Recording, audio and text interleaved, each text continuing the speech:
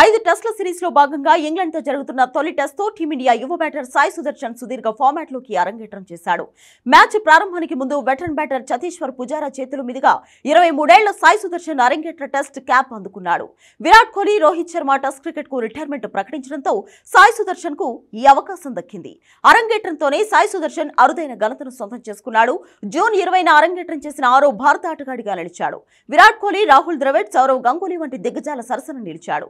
14 ఏళ్ల క్రితం 2011లో ఇదే రోజు విరాట్ కోహ్లీ, అభినవ్ ముకుంద్, ప్రవీణ్ కుమార్లు వెస్టిండీస్ తో మ్యాచ్ తో టెస్ట్ క్రికెట్ లోకి ఎంట్రీ ఇచ్చారు.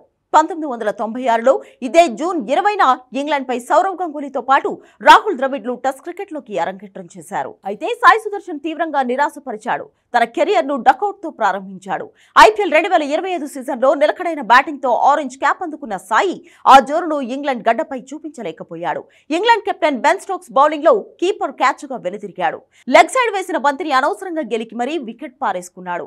మరి కాసేపట్లో ఫస్ట్ సెషన్ ముగుస్తుందనగా అవుట్ అయ్యాడు. సాయి సుదర్శన్ అవుట్ అయిన తీరుపై గౌతమ్ గంభీర్ అసహనం వ్యక్తం చేశాడు. ప్రస్తుతం గంభీర్ రియాక్షన్ కు సంబంధించిన వీడియో వైరల్ గా మారింది.